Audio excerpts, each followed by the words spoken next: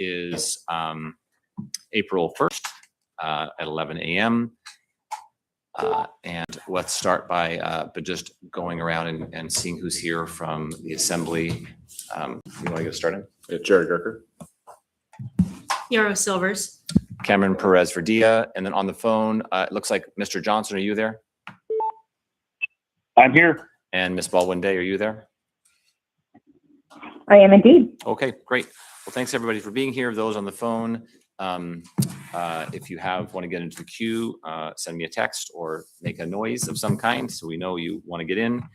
And I think what we're going to do, as I mentioned just in my previous comments, because of the length of the reports that we have in new business, we don't have a lot of time for updates, but are there any brief updates from departments that you want to share? Just quickly. Thea, you said you had one.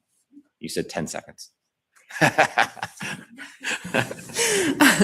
Good morning, Thea Agnew Bemdem with the Mayor's Office. Just wanted to let the committee and the Assembly know that Willow Commons, which is our microunits project, is open. Anchorage Recovery Center has moved residents in last week. They're probably still moving some of them in, and treatment has commenced. So good times. Okay, awesome. Yes, go ahead. Were those new clients or those existing clients? So the way that they decided to use those microunits is to move people who had already had like 30 days in treatment at their other facility into there, so they can then make those other beds available. Okay, so we're yeah. backfilling the other beds at the. Yeah. Okay. Yeah. Great, thanks. Well, welcome, Chief. We're just, if there's any very brief updates from departments, we want to hear them real quick because we don't have a lot of time for it. We want to jump into the reports. So anything really brief you want to share? Doug Schrage for the record, fire department. So three updates. One is since our last meeting or my last report on our blood program, we have executed an agreement with the blood bank, and training is expected to commence next week, and we should be able to get this program going pretty soon.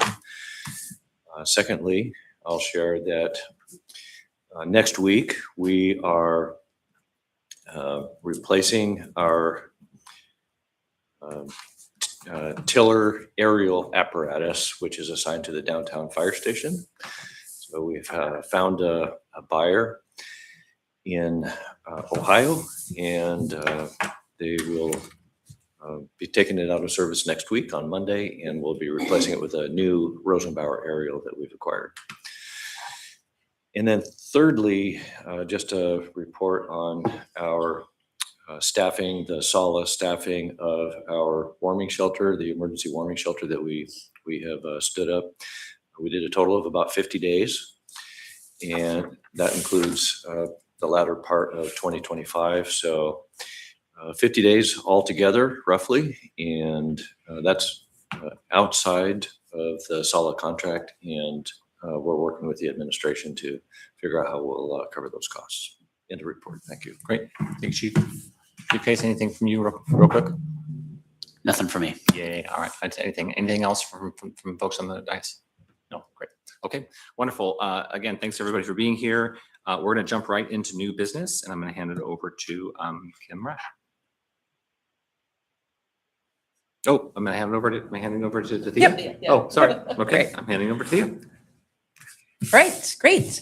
Thank you, everyone. Thea Agnew Bemdem with the Mayor's Office. So this is our second of the LaFrance administration's alcohol tax annual report. So I think as the members will recall, this is something that's required of us each year. So we're happy to come and share with you all the ways in which alcohol tax revenues have been used by the administration over 2025.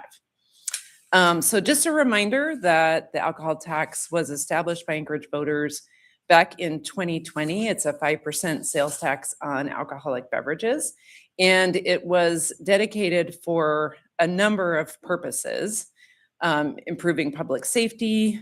Actually, I think one of the things that's a little bit tricky about the alcohol tax is in the language it says to prevent and address. So it's both those things. To improve public safety, to address child abuse, sexual assault, domestic violence, treat substance misuse and promote mental health, and address homelessness. So a lot of things were included by the voters when they passed this tax. You can go to a website. It's called Cheers to You Anchorage. It has a lot of information about the funds. It shows kind of annual budgeting and spending, shows impact stories, gives you a lot of good information. So that's where you can find that. You might remember that when the work was being done on the strategic plan, which the Assembly caused to happen 2024, 2023, maybe? Yeah. There was also some polling done, and it was pretty interesting to see that about 2/3 of respondents support the alcohol tax.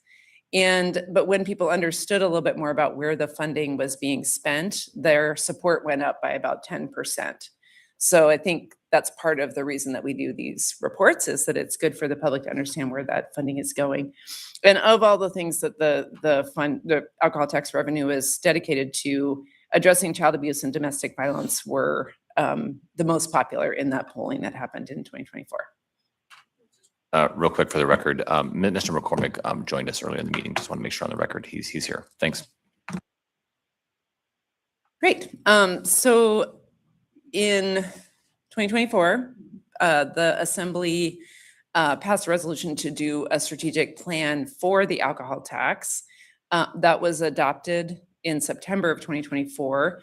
It was a pretty robust process. There was a lot of community engagement to get feedback and to help try and prioritize and put a set of goals and strategies in place to help give the Assembly and the administration guidance in terms of how the alcohol tax revenues get budgeted each year. And that is available online, and you will see as we go through our presentation, we've tied the items that were budgeted to each of the departments to the goals and strategies of that plan.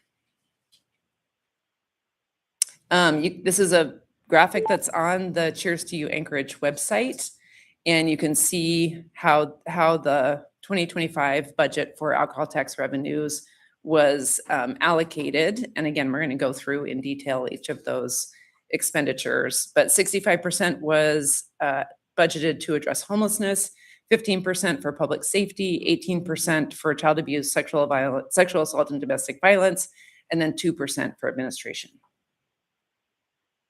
This fine print is kind of difficult to see, but I'll just give you kind of the total numbers. In 2025, the approved budget was about 15.8 million. And then there was some Q1 changes, which took the total up to 17.1 million. And then out of that, by the end of the year, we had expended about 87% of that. And in each of the departments, we'll explain how much they've allocated and expended and what the reasons for that were. We had alcohol tax revenue budgeted to all of these departments, and they are all here today, except I know Eva, our municipal attorney, is running a little bit late. So you're going to hear from them now. Over to you, Kim Rash.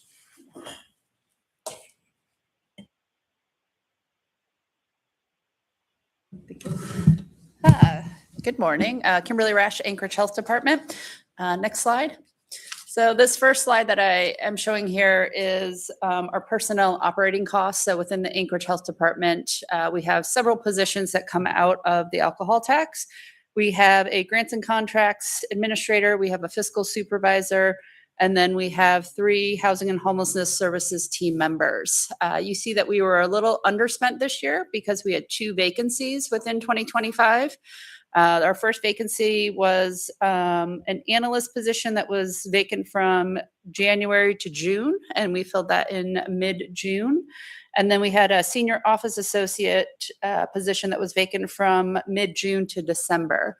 So we were able to promote within the organization into that position. So that was really exciting. Next slide.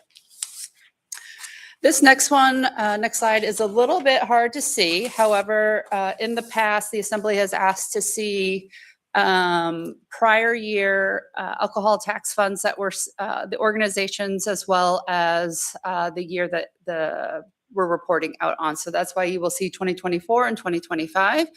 You will also see how much was awarded in each of those years and how much was spent. I'm happy to say that in 2025, we only had $348,057.54 that was not spent, which means most of all of these grantees spent their allocation of funds that they had received. So that's super exciting. Next slide. So this is one of the processes that the health department goes through, is that we seek feedback from our grantees. And so this is just some of the feedback we received in 2025 across the board, across all of our grants. In regards to funding, the grantees would like more transparency regarding changes to funding. This was part of our grant proposal for early education, with potential amounts changing due to the budget. Improvements to grant execution and payment processes. I will say that this has been an area of big improvement for the health department. Some of you that have been here for a while will remember that back in 22 and 23, there was a large amount of grantees that were frustrated with the health department in getting these grants out the door. So we have improved our process in this. But there's always room for more improvements as we move through those. The grantees would like to expand eligibility funding for emergency financial assistance. These relate to our AdvoSafe grantees, and they would like more money for rent relocation. So that would be STAR, VFJ, and Awake. Transportation continues to be a concern with grantees. They would like more assistance with bus passes for non-clients. Each budget, the grantee is allowed to come up with their own budget and their own allocations. And so just making sure that we can work with them and try to find, what alternate means do we have within the community to help them with transportation of clients and non-clients. For shelter in 2025, they had mentioned that they would have liked additional warming center space, and that there were not enough vacant beds to immediately place individuals. I will say with these two things, we've done a great job so far this year in 2026 in making sure that we are working with RRS as the contract oversight to make sure that we're trying to move individuals between East 56, Anchorage Safety Center, Linda's Place, Alex Hotel, and then now with the micro units coming online, that's just another opportunity that we can move people through the system a little bit quicker. Staffing is always a challenge, I would say, for any department and any organization. So challenges with staff turnover throughout multiple programs and coordination efforts with restorative reentry service had been very successful in 2025. Real quick for the record, Mr. Rivera joined us a while back in the meeting. Thanks, Mr. Rivera, for joining us. All right, excuse me, next slide. All right, so now we're going to talk about those grantees that were within the child abuse, sexual assault, and domestic violence section within the alcohol tax. Next slide. Here you will see the grantees, what was awarded and spent. There are two entities here that did not fully spend. Anchorage Health Department WIC, they do the fresh bucks and transportation. We had some vacancies within our WIC department, which caused us to not spend all of the funds. And then the Boys and Girls Club shut down early in 2025, so they did not expend all of their funds that they received. Next slide. Here is more of the grantees within the same bucket of funding. Again, you will see most of the grantees spent all of their funds. With the Native Village of Eklutna, they had a little bit underspent for some unallowable costs that we had to work with them on. But you will see that we've done a lot of work with the grantees to make sure that they are spending all of their funds on allowable costs, which are within their grant agreements. So these are the goals and strategies from the roadmap to safety and well-being that meet these criteria that these grantees in their work. So goal 1 strategy, which is to increase supply of housing and rental assistance for low-income households, especially with young children. promoting prevention and early intervention with families at risk for maltreatment, and invest in victim advocacy and case management for victims of domestic violence, sexual assault, and child abuse and neglect. Next slide. This next bucket of funding is preventing and addressing homelessness. And this first slide here, and the only slide that we have, is the grantees. And I know it's kind of hard to see these names, so you might have to hold that close up to your face there to see the list. But everyone pretty much spent all of their funds here. In Our Backyard didn't spend fully because they did also have some unallowable expenses that we had to work with them on. But again, most of our grantees are spending all of their funds because they received all of their grant agreements in early January. So they had the full year to expend out all of their funds. Real quick, what is varied costs? Varied costs are, those are our operational costs. So we have varied costs in both the early education prevention side and within homelessness. And those are tied to the operations, so our staffing, non-labor categories. So that's supplies, office supplies, things of that nature. Next slide. These are the goals and strategies. So this one was just met with one goal, ensuring Anchorage has an adequate supply of emergency shelter year-round, ensuring shelters are small scale and accommodating special needs of individuals. I actually have a question for you. Ms. Baldwin-Day, do you have a question?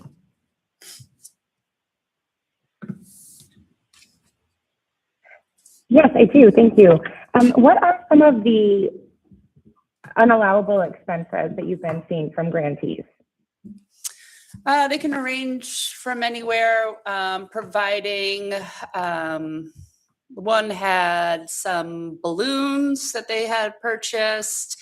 One was in regards to some religious events. Another one was trying to buy a structure, I believe. And so really what happens is the grantee will come to us, they'll show us their budget, and then we work with them of what would be allowed under the grant agreement, which is under the scope that they have created.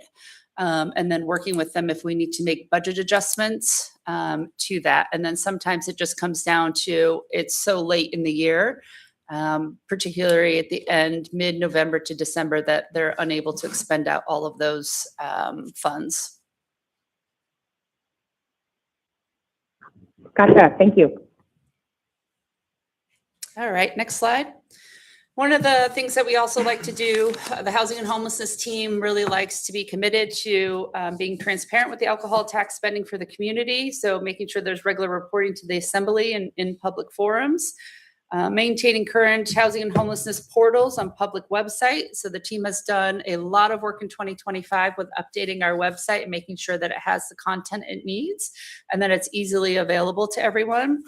And then providing more professional services in collaboration with community partners to provide a service-rich environment. Really trying to streamline. One of the things we did in 2025 was we streamlined a memorandum of agreement within the community that provides easier access to individuals and services entering our shelter system, as well as having regular meetings with grantees and contractors. And then in 2025, the first 5 shelters were licensed within the municipality of Anchorage. And that is how the Anchorage Health Department spent our funds in 2025. That's great. We'll just keep on moving through, and if the questions emerge, we'll do them. Thanks. All right. Hi, Margie Harrison, Library Director with Anchorage Public Library. Okay, and then next slide, we could go through how the library spent the money.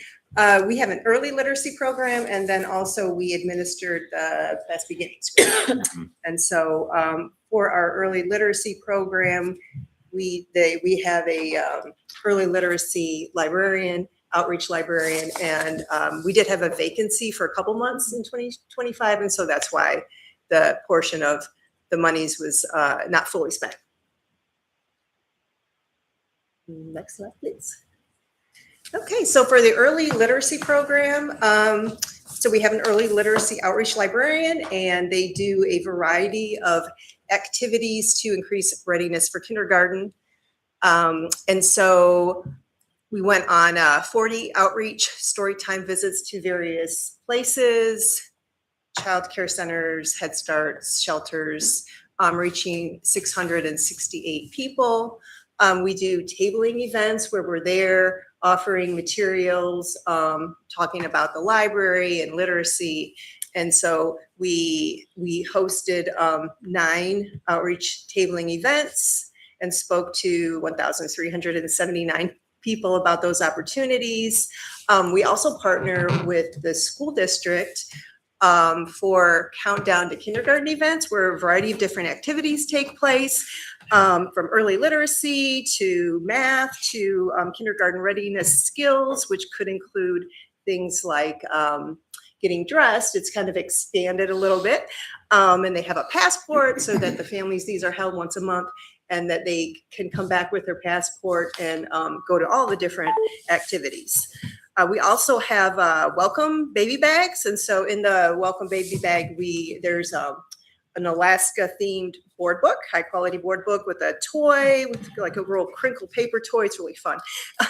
And then a whole bunch of information about activities and early literacy resources available to parents. And let's see.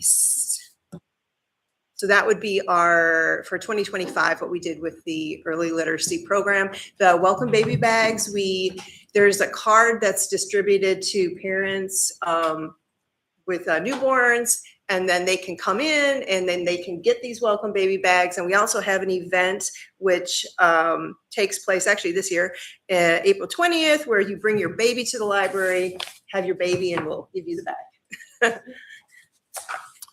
Actually, before you move on, can I ask a question real quick? So the two questions. The Countdown to Kindergarten is an event that ASD does already. Yes. And so what you're doing, are you supplementing that, or you're a part of that? Can you explain how this project is not the same as that, or? So it's kind of in cooperation with it. So we're the host of the event. So the event takes place it goes throughout the different branches of the library. And so we're there hosting the event in cooperation with. Well, I guess what I'm wondering is, in terms of the funding that's being used, the events already have happening regardless whether you would receive this funding or not, or how is this funding adding to what already existed? Does that make sense? Yeah, I don't believe that they would be happening. Okay, so the funding actually is funding these events.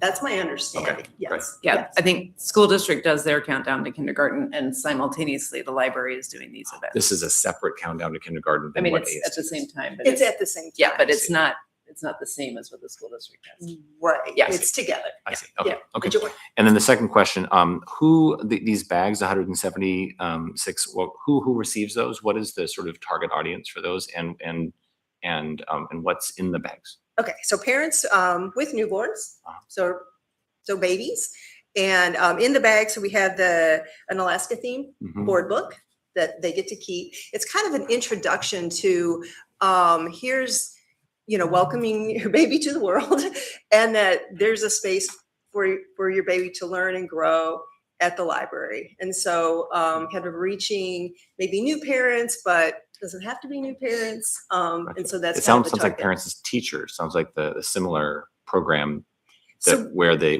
go and they give new parents sort of all the stuff that they need to be new parents. Is that in alignment with that at all? We partner with them, so we have a little card that when that goes out, the parents who receive what is it called, the Swaddle Me, Mhm.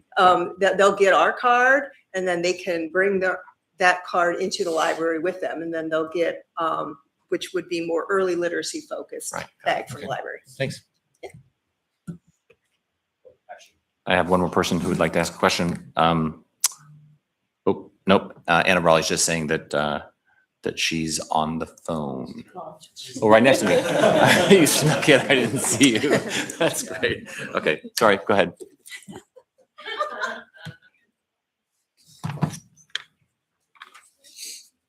Okay, and then the next one is Best Beginnings, and so this is the library administered this grant, but the program took place through Best Beginnings, and where they enrolled children into the program, and then they receive in their mailbox a high quality book delivered to them through the Dolly Parton Imagination Library. And so you can see that it is really growing. The program is growing.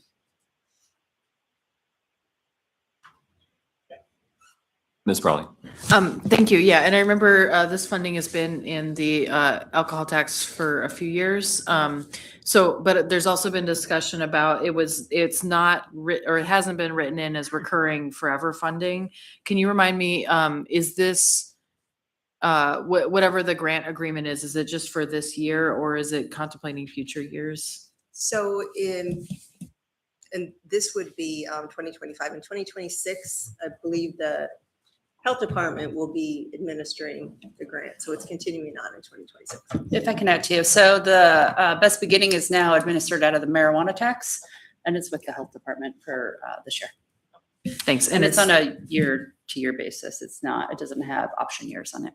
Okay, thanks. Yeah, and I bring that up not because I mean they're doing great work. It's a great program, and also we've talked about that a lot of these things were not written in as recurring, and also the discussion about named grants versus competitive. So just wanted to flag. But thanks for reminding me that this is in marijuana tax.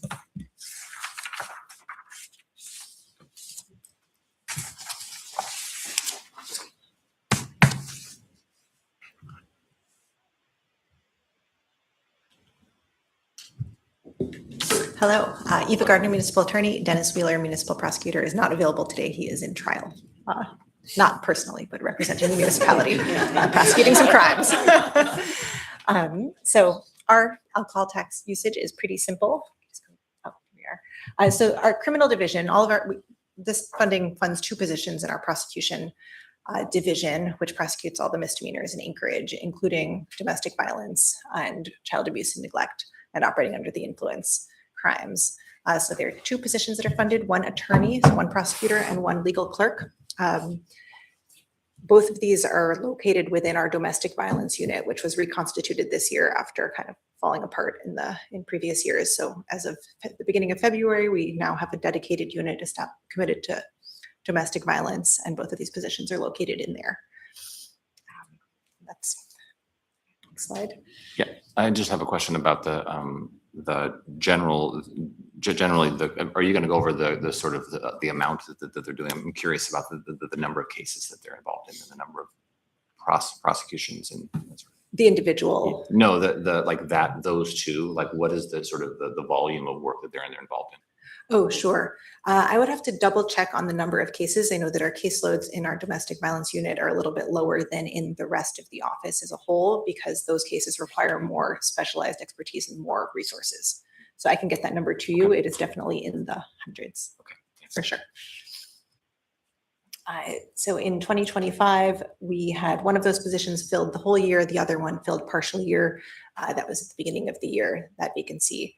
Partial year vacancy as we were restaffing, but we are now fully staffed and both of these positions are currently filled. So we expect to use all of our funds in 2026. And then is it the anticipation that this funding is consistent year to year, that this is not a portion of the alcohol tax that is going to be debated each year? Is that my understanding? Is that this is something that it's the intention that it would be permanent? This has been, I think, rolled over from year to year for quite a number of years. So this is a stable source of funding for these 2 positions. Thanks. That's all, unless there are more questions. Sean Case, Anchorage Police Department. Jason Hodge is not here. I have 4 positions that are funded. They have been funded for, I think this is the 3rd or 4th year. I will use the word stable as the municipal attorney described. They are all positions that are used for day-to-day function of the police department. Next slide. We use all of our money.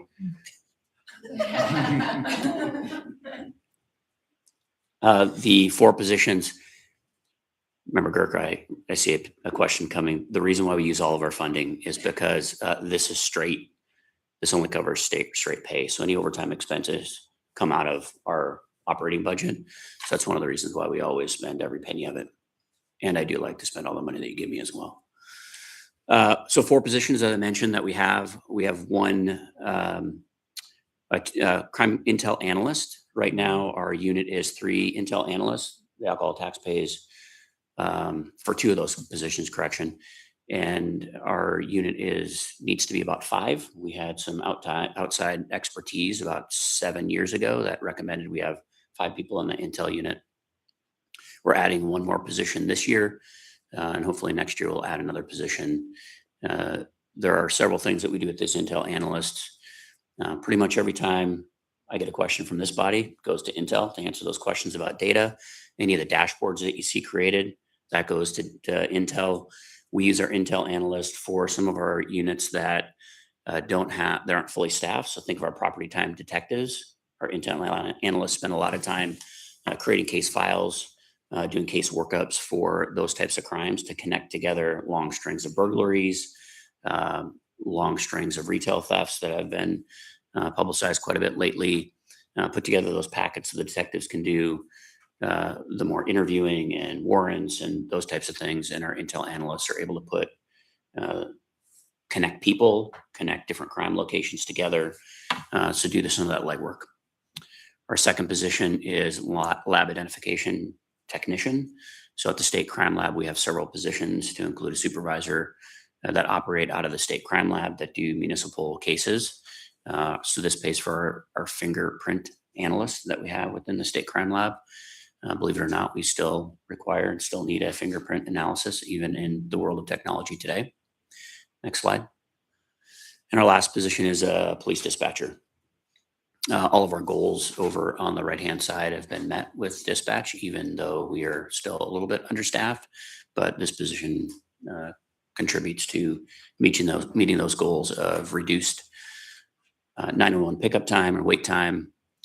Transferring calls to 988 is also another pretty important piece that we have expanded quite considerably here in the last couple of years as we've moved down the crisis now model.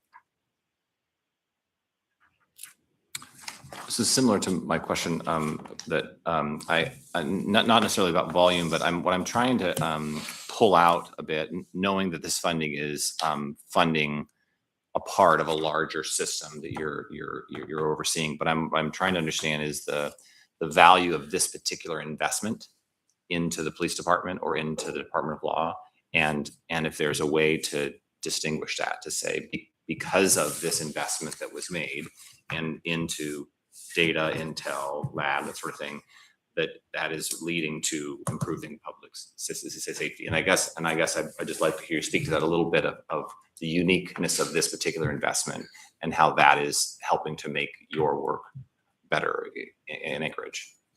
So our intel analysts are probably more consistent in what you're seeing with a lot of the tax money, where this money helped establish that program. And once the program was up and running, then we converted existing funds to expand it, because the value of having those intel analysts that we never had before, we saw within the detective patrol division, and then obviously just helping inform the general public. So we saw those immediately, which is why we've expanded the unit. The other 2 positions is a little bit different because those are regular operating positions. So we're a little bit unique in that positions that must exist to make the police department function. We have some of those positions that are paid for our ATAX. Probably part of the operating budget is what it would most normally be put into. So we kind of have 2 different views that we have. Yeah. So I didn't realize that this fund helped to establish the intel area of work. Is that what you said? That's correct. Okay, thanks. That's great. Yes, Ms. Baldwin-Day. Thank you. Yeah, I really appreciate the way that this is broken out with the strategies and sort of the measurables that you have connected to these positions. And I'm curious what some of this data actually looks like. I mean, the number of actionable intelligence reports that are generated that specifically pertain to alcohol-related crime trends? Have you noticed a measurable reduction in calls for service at alcohol-related hotspots? I'd love to hear a little bit more about, what is happening? What are the outcomes that you're seeing as a result of these individuals being in place? Has the turnaround time for processing evidence come down? And are we making progress on the backlog? All of those kinds of things. I don't know if that's something you want to speak to now, or if that's something you'd like to follow up about later, but I'd be really curious to know. Mr. Chair, time to respond, or you want me to respond later? I think a few minutes of response would be great. Thanks. Okay. For the Intel analysts, think about that not as a department-wide and what impact it's had on the department, because again, we started very, very small, knowing that we needed to go up to 5. So we really started that unit looking at crime trends, and then we expanded that unit. Kind of another task that we added onto them was helping detectives solve crimes. We need 5 to really make a department-wide impact. So, broadly answering your question to what data we could really push forward, we could probably do that. We could probably do that right now. And so I could definitely get back to you and give you an example of kind of what type of work they've done and what that has led to. The dispatch, certainly we push out numbers on a regular basis. For instance, our 911 hold time that comes out in our quarterly report. And we are just over 10 seconds, I believe, for last year. So well under the 11 and a half or 11.25, I think is what it says in there. So that's been pretty measurable. Intel, let me back up to Intel as well. We have also seen with not only the police department, because one of the measurables is how we're sharing data with different units across the municipality. So sharing data and pulling our data together for things like behavioral health and substance misuse, which is directly tied to the ATAX, and combining that data with, let's say, the fire department, who has some crossover with us, and then the innovation team with the municipality, pulling all data sources together. That's our Intel unit that's doing that piece of the puzzle for us.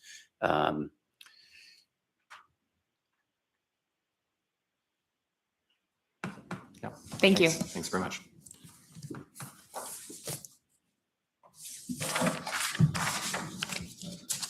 Okay, Chief Schrage here for the fire department. I am joined by Assistant Chief Ben Lewis. He's in the gallery there if there are questions that he needs to respond to, but I'll do my best here. Sure. Thanks, Kim. We can go to the next slide. So the goals that we're serving are numbers 1 and 3A in safety and treating substance misuse and promoting mental health. Our use of the alcohol tax primarily revolves around operation of the mobile crisis teams, and more specifically, our mobile crisis team 2. The mobile crisis team 1, which is our original mobile crisis team, we have that for the most part 24/7 all around the year, has been fully operationalized. In other words, not primarily being funded by the alcohol tax, but has been moved into our operating budget. However, this last year, we, in response to public need and community interest, we stood up a second similar but different service called, which we refer to as Mobile Crisis Team 2. And this, whereas the Mobile Crisis Team 1 responds to 911 calls for people in behavioral crises, Mobile Crisis Team 2 provides assertive outreach, proactively contacting the field and helping to address their needs, including reducing the number of 911 calls that are placed, adding bench depth to our overall mobile crisis team service, and building trust and community with the people that they serve. So for Mobile Crisis Team 2, you can see it was in service for 125 days overall out of 2025, for a total of about 1,100, almost 1,200 interactions, just about 9 a day. Of those, some of them turned out to be crisis calls that they were otherwise able to prevent a 911 call for. 285 outreach contacts, and they did 90 follow-ups. The vast majority of all of those clients were able to remain in the community, did not have to be transported, incarcerated, or taken to a hospital or some other service. And that for us, that is a measure of success. Next slide. And so the mobile crisis team, we're continuing, even though we are no longer charging those activities to the alcohol tax, we are continuing that service on an as available basis, 3 to 5 days per week this current year, and funding it with our emergency medical funds. We view this as one of the highest and best uses for the EMS funds that we have, in that it has such a positive impact on the number of amount of demand for 911. I have a question for you, Ms. Brawley. Yeah, thanks. And I appreciate you saying that the team is working, sounds like 3 to 5 days a week. Is that right? Yes. I'm wondering, because I know we've talked for several years about getting the team operating 24/7 so that we can do, in theory, Medicaid reimbursement when that's appropriate. And I'm wondering, how do we get there? And then I'm also curious, just as these 2 crisis stabilization centers, I think are supposed to come online by the end of this year, it sounds like, if you could describe kind of what impact you think that'll have on your system capacity in general.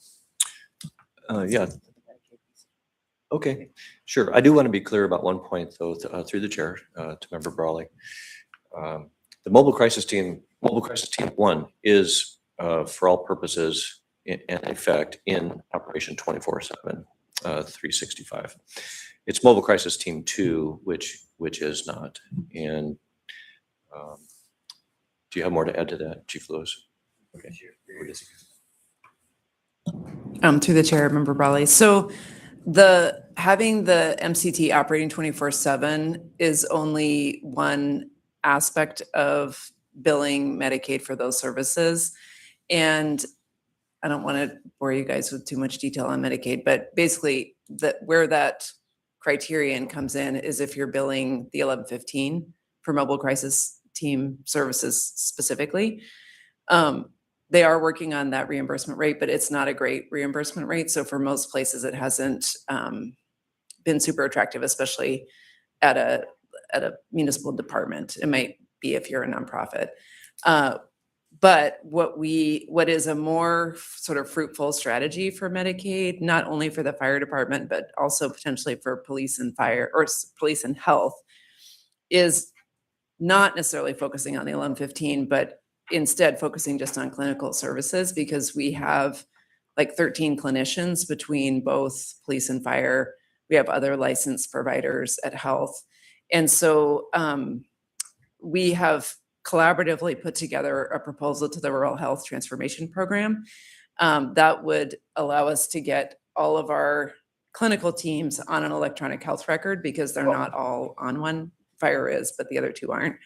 And allow us to use the Health eConnect to connect those. Once we actually have that in place, then we would have the ability, because we would be doing documentation and client records in a appropriate way, we would then be able to build the structure to start billing. So I think there was sort of maybe some, I don't want to say, I would just say incomplete information to the assembly that once it was 24/7, it would be a hop, skip, and a jump to billing. That is not a straight path. So we are taking the path, but it's a long one. Yeah. And then curious about the other question, the stabilization centers. I imagine it's positive, but just kind of if there's any color on what that will do when those are online. Well, yes, it will. The stabilization centers will provide us, I'm sorry, through the chair to Member Brawley for the follow-up. The stabilization centers will provide alternate destinations that aren't the emergency department, which is in almost all of the cases not the appropriate destination for the clients that we serve. So the net effect will be very positive. We're very excited about it. Thanks. Yeah, and thanks for the clarification on billing. I know it's been talked about partly to make sure that we're able to fund those services, and it's a way to do that. So thank you so much. Thanks. Yes, Ms. Baldwin. Yeah, thank you, Chief. So I think I heard you say that this team, MCT2, is still operating 3 to 5 days a week, even though they're not being funded with alcohol tax. Is that accurate?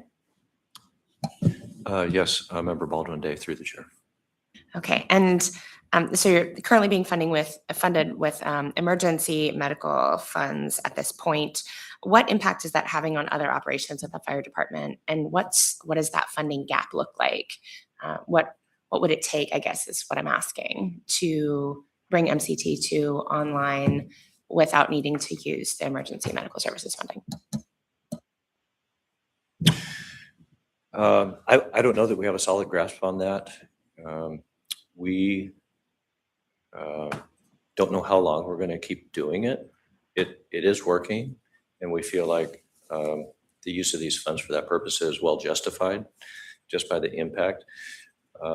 But this is a carryover from what we were doing in 2025, and we've just chosen not to discontinue it.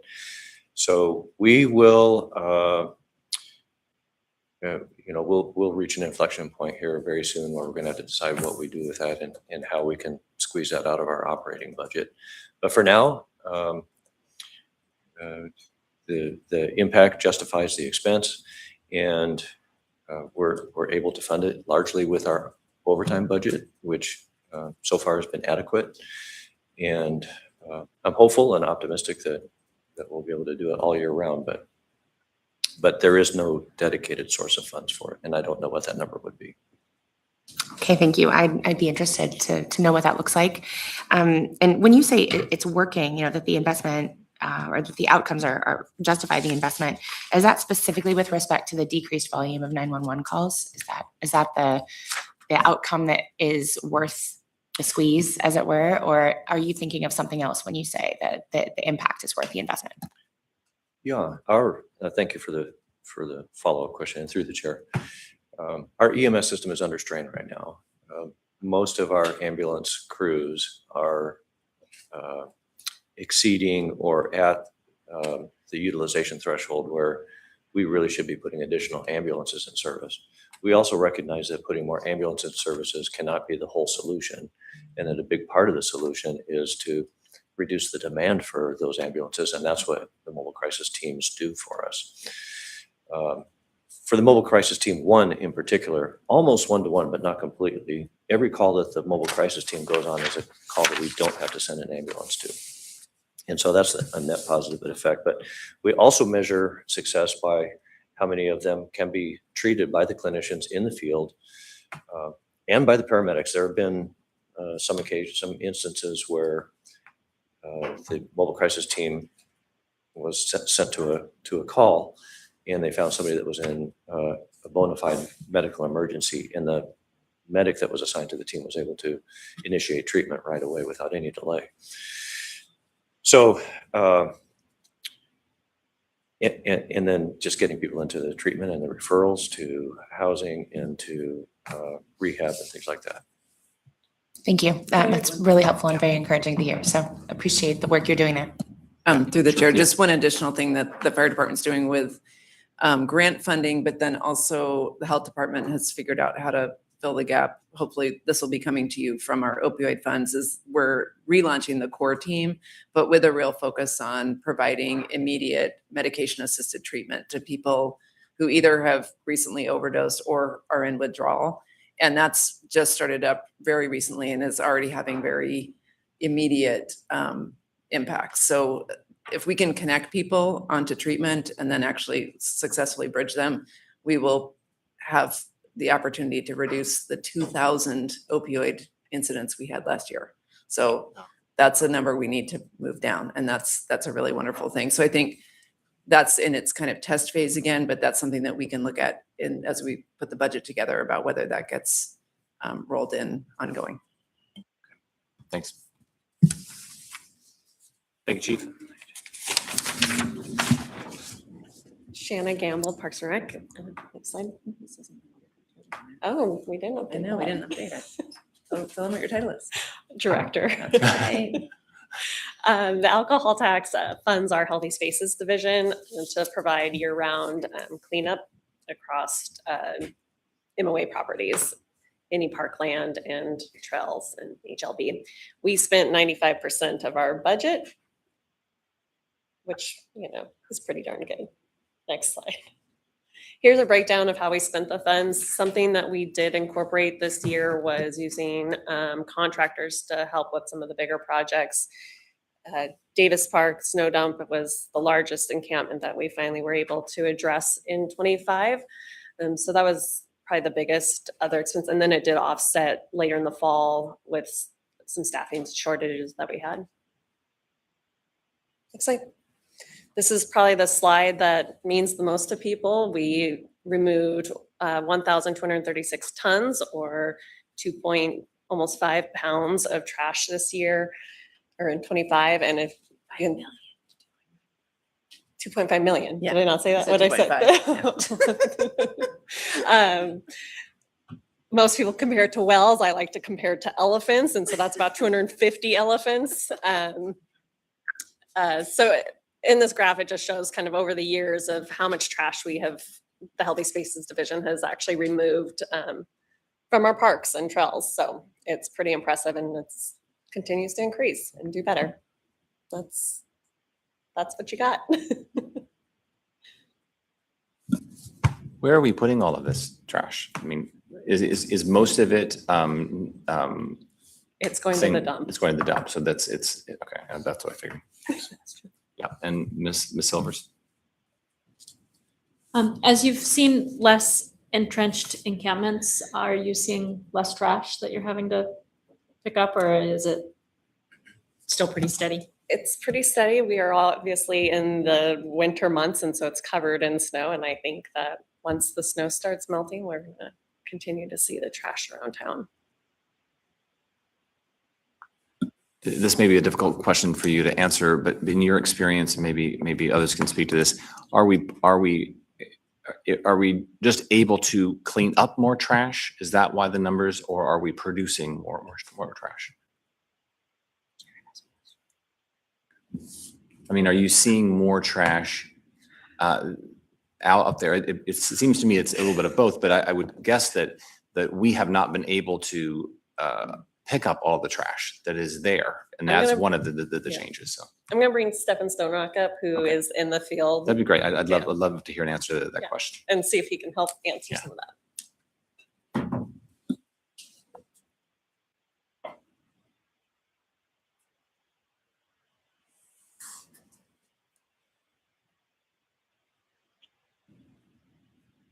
Working?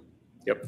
I think one of the biggest reasons that we saw an influx in trash was the Davis Park. Sorry, I'm late. That had- Hi there.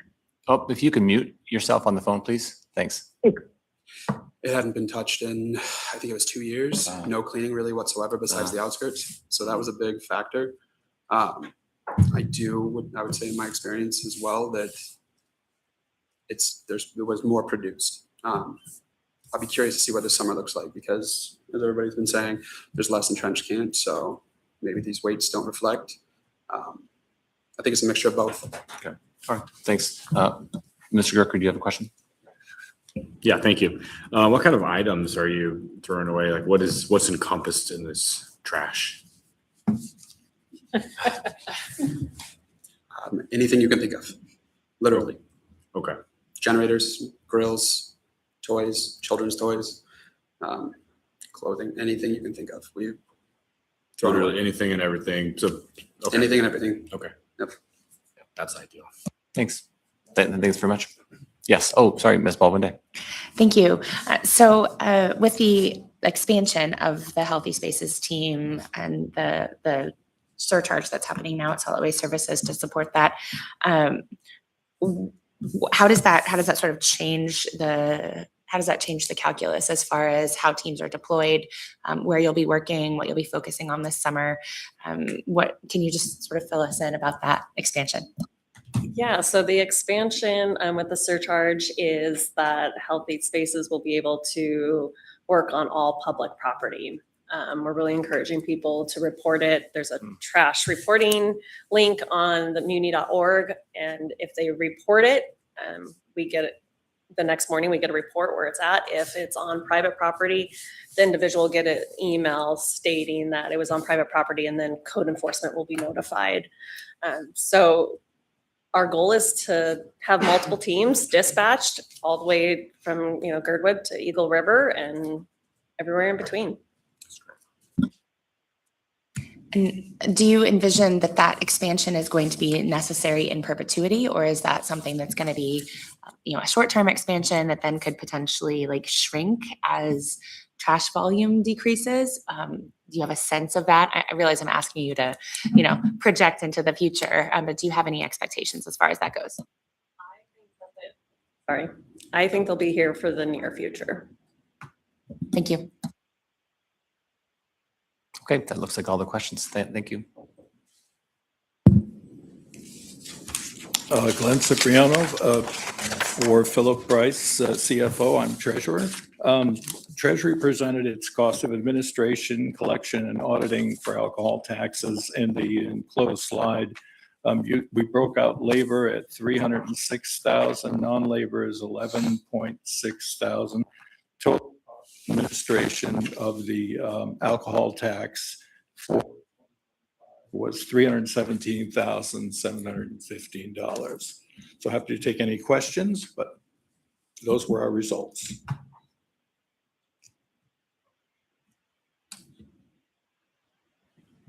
Member Browning?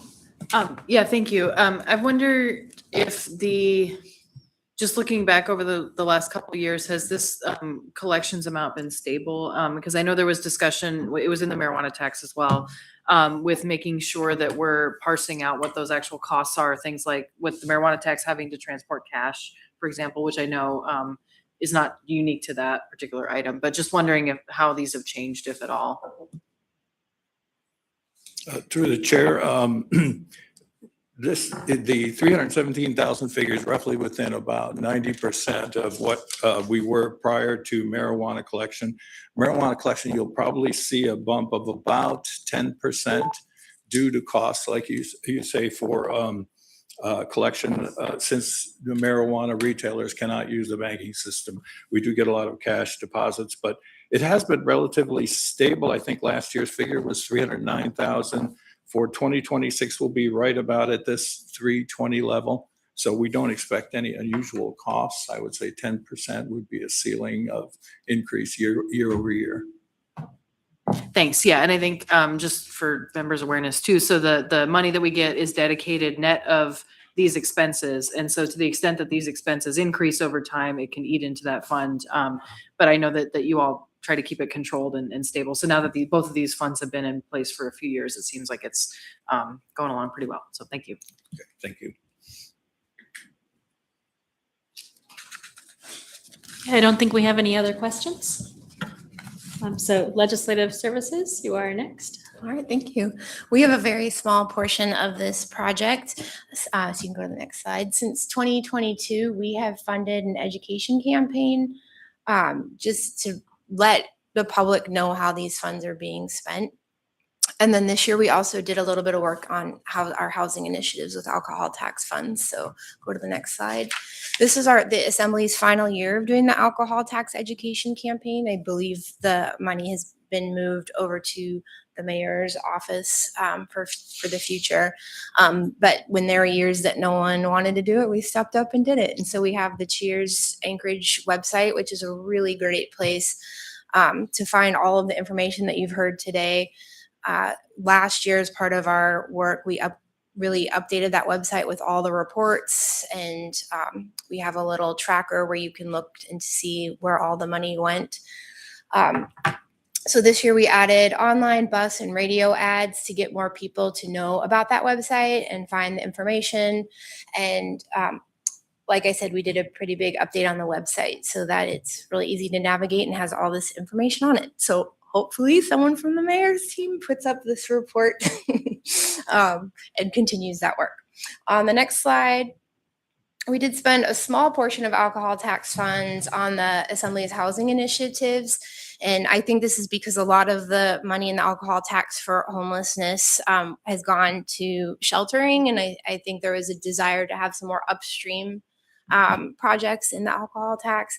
And so this went towards the update of the site access plans. And so that project, if you don't recall, makes it a lot easier to build multifamily and low-income multifamily housing and hopefully increase that stock. That is all. Any questions? Okay, it looks like we have no questions. Do we have anybody else going with the alcohol tax update? Okay. Thank you. Wait, Kim has an update. Oh, okay. Sorry, this is just to let you know that this presentation will be placed on the agenda as an AIM in the next couple of weeks. Okay, thank you. Okay, so next we have the ACE Fund update. And I think Austin Quinn Davison is on the phone and Christina Hurlquist is here. I am on the phone. Hello, everyone.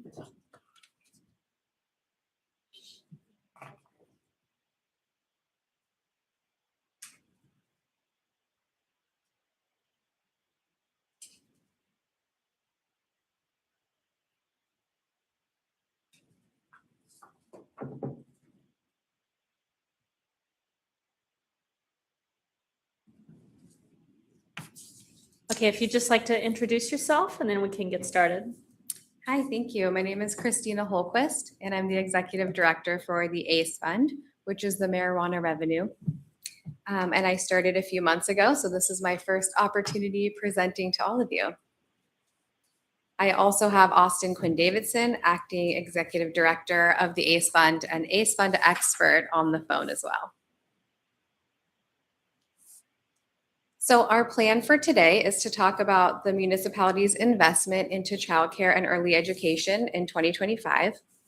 We'll discuss the 2026 budget and also talk about what's next for the ACE Fund.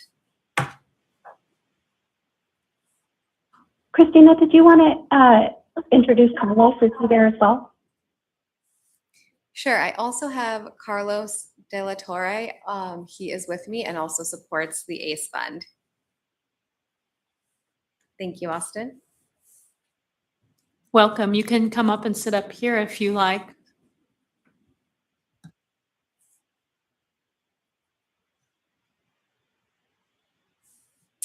So as you may recall, next slide, please. There were 4 primary programs implemented with the ACE Fund. Operational assistance focused on provider stability. Subsidies supported the workforce. Pilots and capitals invited innovation.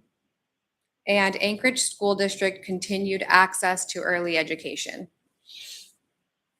We'll dive deeper into each of these programs.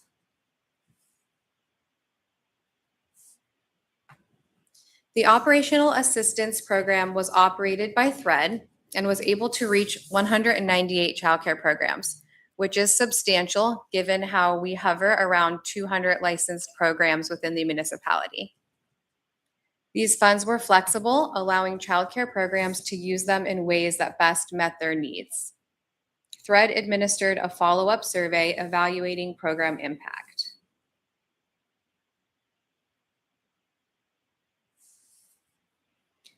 We saw promising indicators of success during the year of implementation. 90% of respondents reported that these funds helped avoid closures. We also saw scenarios where staff retention, increased capacity, and reducing costs to families were made possible.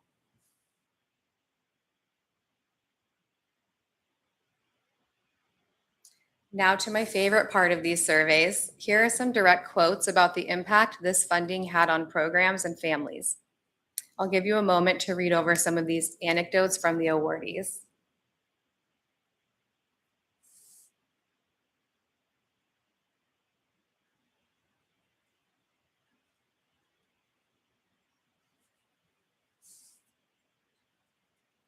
Okay. I have a question. Member Brawley? Yeah, thank you. And I appreciate sharing these thoughts. Can you explain a little bit of what the Learn and Grow program is? or the certification? Because I mean, that is a big deal. That's great, but just so folks know.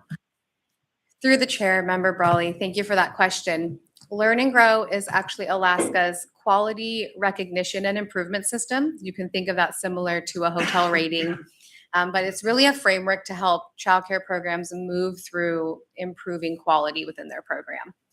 It's a voluntary system currently and provides a structure for childcare programs we recognize them where they're at and then give them a structure of moving forward through improvements.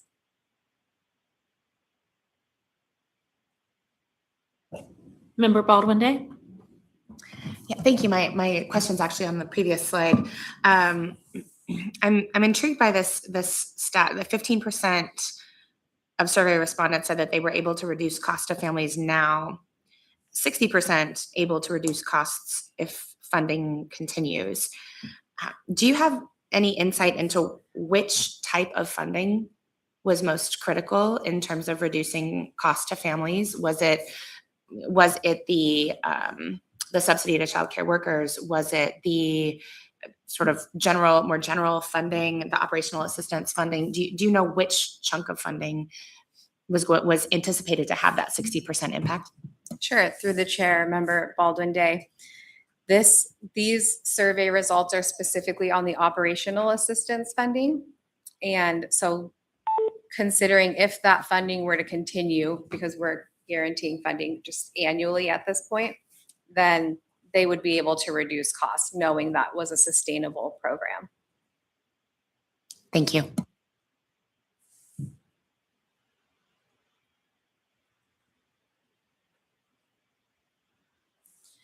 So transitioning into the childcare subsidies, this was operated by Alaska Family Services. The program ran from June through December and had 81 childcare programs participating.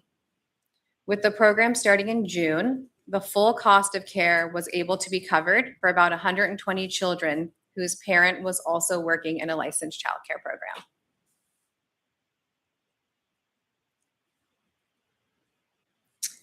The program was able to support all age ranges of children pretty evenly, with the highest participation serving toddlers.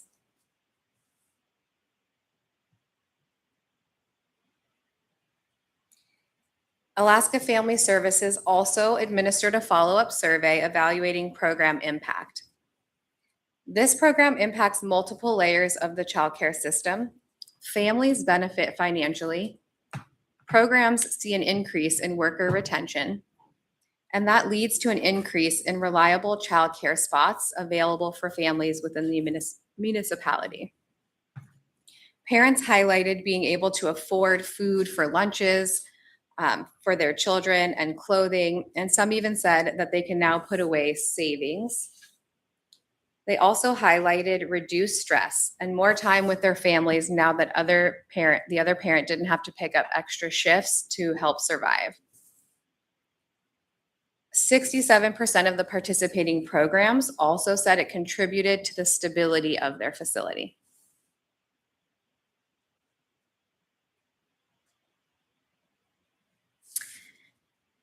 A large effort in 2025 saw 20 pilot and capital projects awarded throughout the community. Pilots focused on creative ideas ranging from specialized training opportunities, increasing access, developing worker-led program models, and developing a feasibility study on cost-sharing models. Our capital projects led to facility improvements for health and safety, quality, and accessibility. We know a priority of yours is communication and telling the story of the ACE Fund, and it's one of ours as well. We're currently working on developing summaries and highlights of each of the 2025 programs to share publicly, and we're excited to share them with all of you once they are complete. I have a question. Where will those be available to the public? Just on your website or? Yes, thank you for that question. We will be posting them on our website. Okay, and can you tell the public what that website is? Yes, that website is careforkidsanchorage.com. Thank you. And just to add, Christina plans to send those all to you when we have them as available as well. Thank you.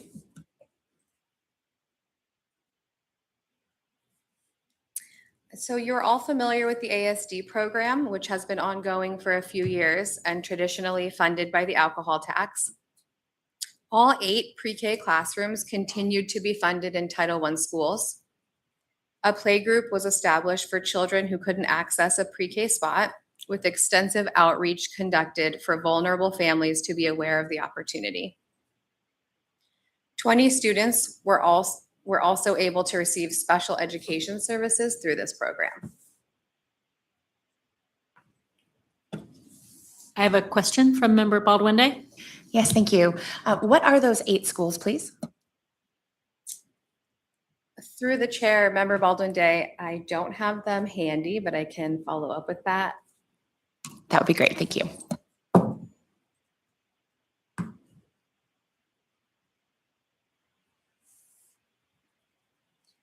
Another favorite part of mine is being able to see firsthand the photos of these programs engaging with children and the kids having quality early learning experiences and having fun while they're at it.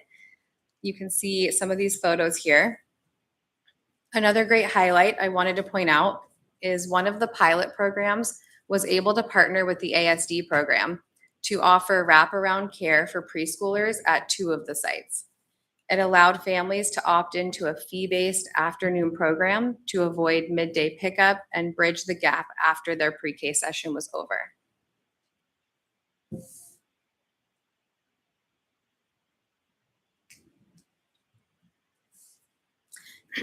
So moving forward into this year, this slide reflects the budget that was passed by the Assembly in November. The 2026 budget, which was initially projected to be higher than the actual revenues, planned for these following programs.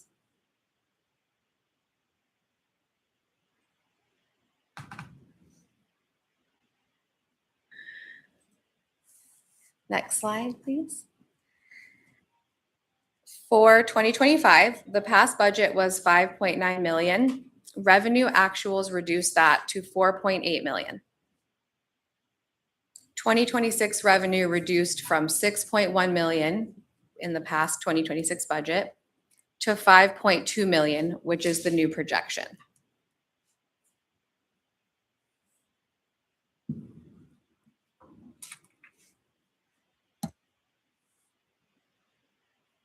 I have a question from Member Baldwin Day. Yeah, would you repeat those numbers, please? I didn't note them down fast enough. Sure. So for 2025, the past budget was 5.9 million. Revenue actuals came in at 4.8 million.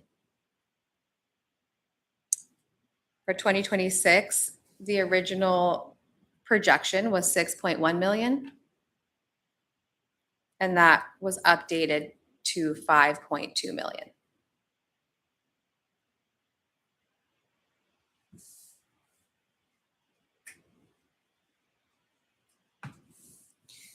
We know we need to make a reduction for 2026. So during our March 18th board meeting, we took some considerations into account to guide our decision-making. The board voted on a recommendation to the mayor's office for incorporation into their 1Q proposals that will eventually make its way to the assembly.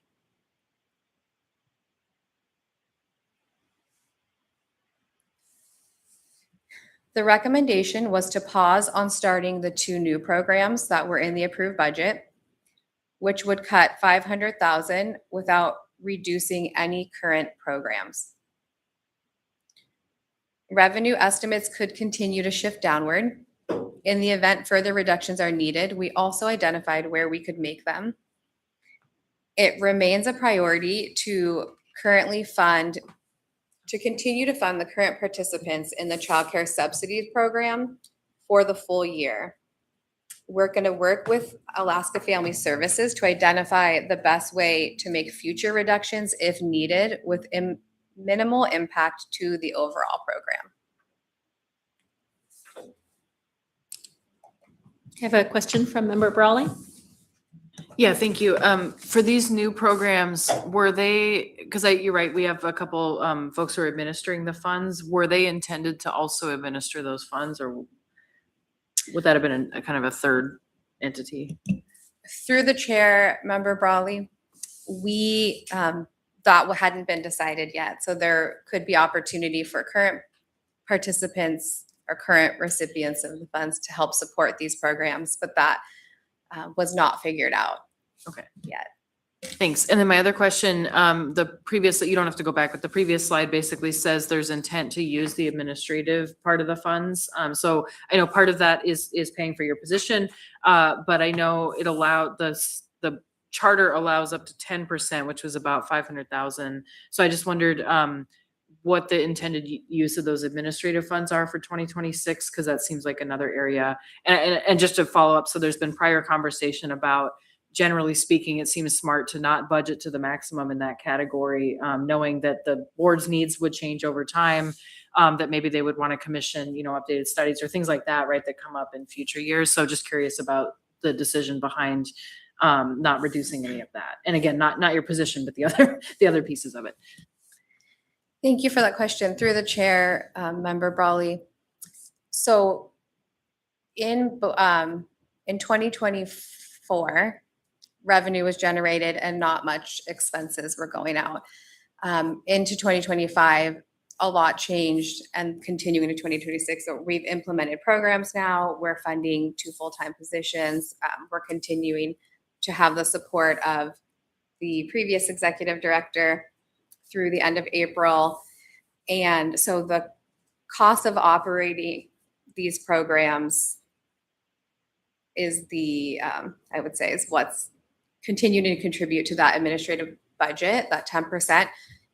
We budgeted for that 10% in 2025. We just didn't use it all in 2025. So just looking at future projections, we're continuing to keep that as we're projecting to use all of that 10% if needed. Thanks. Yeah, and I know part of the reason that setup happened was because there was not that equivalent kind of setup for the alcohol tax, where there was no separate administrative fund other than collecting the tax itself. So, okay, thanks for digging into that. We are certainly appreciative of learning that lesson for the ACE fund. Member Baldwin Day? Thank you.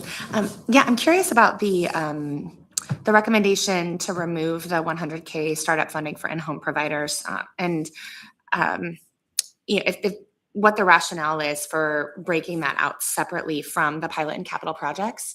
So could you share a little bit? I mean, the sector workforce retention bonus makes sense to me as something to pause for now, but the 100K startup funding feels like an interesting choice. Can you talk more about that? Thank you. Through the chair, Member Baldwin Day.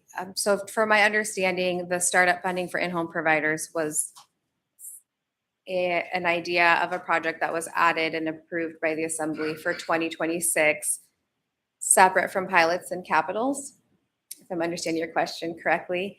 And so when looking at how we could reduce enough funding to cover the deficit, really the priority was to keep current programs intact. We know that our pilot and capital budget was already reduced by almost half from 2025 to 2026. So that was one of the considerations of not reducing that further. And since the focus on startup funds for in-home providers hadn't been started yet, that's the rationale behind it. Is there any sense of when the RFP for the pilot and capital projects for 2026 will go out, when that will be live? Yes, thank you. Through the chair, Member Baldwin Day, that's actually live now. So it opened on March 5th and it will close on April 10th at noon. We've held 2 sessions for questions with the public and are in the process of getting our second amendment posted so that there is an opportunity for anyone interested in applying to have all the information that they need. And is that being operated through Bid Express, or are we using a different platform this year? It is being operated through Bid Express. We did hear concerns of trouble navigating that system last year. And so we were able to use some of our administrative funds this year to have support from Agnew Beck as a contractor to provide up to 3 hours of technical assistance to applicants navigating that system. Is that technical assistance offered in a variety of languages or just English? Yeah, that's a great question. Through the chair, Member Baldwin Day, I'm pretty positive that there's language assistance opportunity through Agnew Beck, but I would not speak confidently on that without double checking. I can add to that, Christina. Thanks. AHD in general provides translation assistance, and they've done that with the alcohol tax as well. So that would be available for this program if people ask for it. Gotcha. Thank you. One final sort of follow-up question here. So with the sort of the sequencing of the pilot and capital projects RFP closure, and when we're going to be considering the first quarter budget revisions, what does the opportunity look like for adjustments to be made to the overall amount of pilot and capital available? Can you repeat the question, please? Sure. So I'm curious about the timing, right? So if the assembly were to make adjustments to what's been recommended here in our first quarter budget revisions, what does that, like, how does our process align with the process of awarding the pilot and capital project grants if we were to choose to adjust the total number of dollars available for that particular bucket of ACE funding?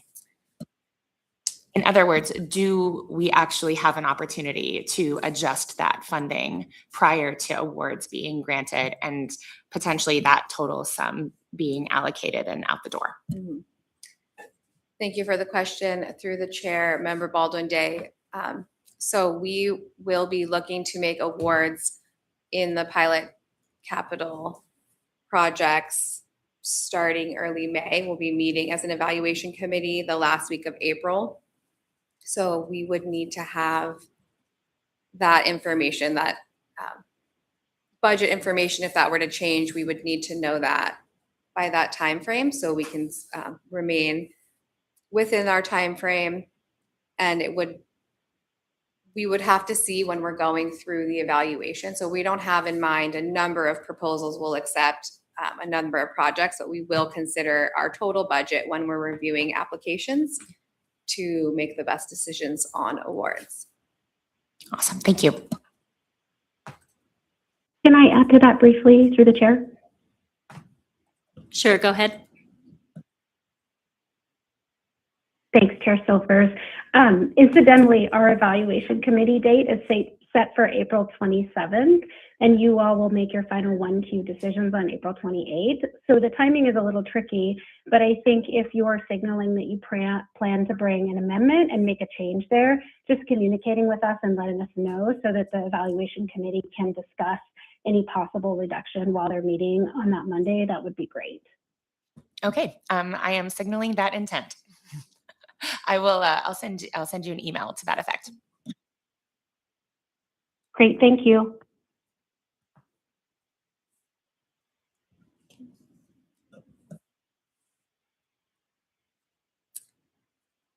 Okay, next slide, please. So what's next? Early priorities as the executive director. I want to take a moment to sincerely thank Austin for her leadership this past year. She's been supporting me with diving into this work. Launching the fund was a heavy lift. And a lot of the momentum and structure we have today is because of her work and the hard work of all of you. I know I have big shoes to fill. As I settle into the executive director role, I'm focused on understanding the full ecosystem around the fund, including the board's role, staff role, and our working relationship with the mayor's office, you, the assembly, and the community partners. I'm very interested in getting to know all of you and what your priorities are for the sector, what drives your interest in this work, and building working relationships with you long-term. I'm also getting grounded in the operational side with great assistance from Carlos, how decisions flow, how contracts and reporting work, and where we can improve clarity and predictability for the fund. I know you care about data and evaluation and the impact of these programs, ensuring we're consistent with code requirements, and it's at the top of my list to work on that. With over 20 years experience in the field, both running childcare programs and overseeing state and federal funding for childcare, I'm comfortable and confident as a subject matter expert, and I'm looking forward to working with all of you on creative and innovative solutions for childcare and early education. Thank you for the opportunity to speak with you all today, and I'm available for questions if needed. Thank you. Are there any questions? Okay. All right, thank you. As you all think of questions, could I add one more thing? Go ahead. And could people turn their mics off just so I don't have an echo? Much easier. Thank you.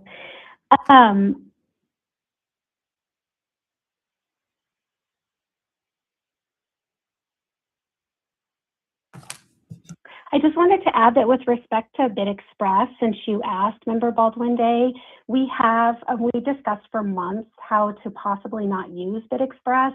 We worked, this is before Christina was here, but I, with the health department and the Help with Bell Palsy, worked with purchasing, met with their director and other staff. We also talked internally with AHD about their processes and how we could shift it. And it turns out that pursuant to how AHD does these opportunities, it really made sense to go with the RFGP process, which required BidExpress. So we were a little not excited about that, given some of the feedback we had received that I know you're aware of. And so what we did was launch into a brainstorming session about how to make the application or proposal process the most equitable and accessible, given our need to use BidExpress, at least for the time being, and we can keep exploring options. And that included both the translation services you asked about, the opportunity to have the technical assistance available. So Carlos and I worked on putting out a request for bids to provide technical assistance. Each proposer is eligible for up to 3 hours of help, and that's not only with BidExpress, but that's also with the narrative if they're having trouble with a question, one of the questions, answering it, figuring out how to reflect it in the proposal. They're not allowed to contact us directly because we can't assist proposers, but they can contact Agnew Beck. And Agnew Beck, who won that award, Agnew Beck has been at both of our pre-proposal question sessions, and normally only one is done, and we've done 2. And we're also providing responses to all the questions asked at those sessions to every provider or every person who wants to provide a proposal, so that they have access to those, even if the question sessions aren't convenient for them. And Carlos and Christina and I have worked on providing written answers to everything, which isn't really required, but we're trying to go above and beyond to make sure everyone has the support they need. So just wanted to add that. Thank you. I really appreciate that. I am, as you know, less than thrilled that we use procurement software for grant purposes in the municipality. And that's not just with the ACE fund, that's across the board. So I really appreciate you making additional resources available to providers so that as many folks as possible can access that system. And it is my stated goal to attempt to move us away from BidExpress as a grant making proposal software and towards something that is less technical and more accessible to our community. I think that's really important in terms of transparency for all of our grant making, not just the ACE fund. So thanks for all the adjustments that you made and the investment in a more equitable situation this year. You're welcome, and thanks for the feedback that made it happen. Okay, thank you. How many people do we have here that would like to testify today? 1? Okay, come on up. You'll have to hurry. 2? I would. Okay, and do I have a third on the phone? Okay, so I will move to Yes. extend the meeting by 8 minutes. Second. And do we have any objections? Okay.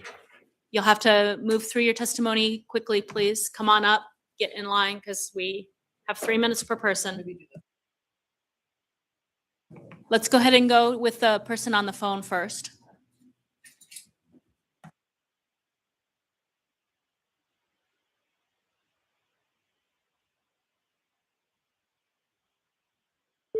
You have 3 minutes. Please introduce yourself to start.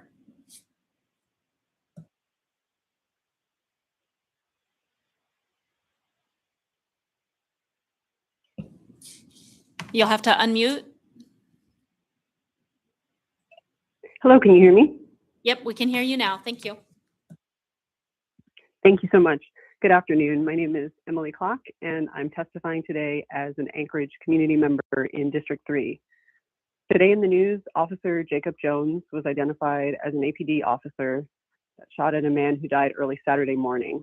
While it's unclear right now whether this man died from the shots fired by Officer Jones, what is clear is that Officer Jones was involved in 2 other on-duty Anchorage police shootings in 2024. Officer Jones was one of the 4 Anchorage police officers who shot and killed Christopher Handy in May 2024. Prosecutors did not criminally charge Officer Jones in either shooting, saying his use of force was justified. Reading this in the news today, my heart sank. The Anchorage Police Department shot 13 people from May 2024 to May 2025. 8 of those people were killed. Officer-involved shootings are reviewed by the State Office of Special Prosecutions. They have investigated more than 150 shootings in Alaska since 2009 and never charged any officers with a crime. In April 2025, the Anchorage Assembly passed a resolution to establish a community task force to reimagine the former Public Safety Advisory Commission. And late last year, this task force published a final report recommending a higher level of authority than what has existed in the past. The majority of community members voted in favor of a commission with authority that would include community oversight of APD. Community oversight is a tool used all across the country to increase law enforcement transparency and accountability, as well as the safety and rights of our community members. I want to thank Assembly members Felix Rivera, Anna Brawley, and Cameron Perez-Revilla for introducing a resolution that established the task force and for their continued work throughout the task force process. Every Anchorage Assembly member has the power to take action by continuing the work that the task force began. Establishing a public safety commission that includes community oversight of APD would ensure that community members at Anchorage can have a real say in how we are policed. I urge all of you to take action on this. Thank you for your time. Thank you. Okay, will the next person come up, please?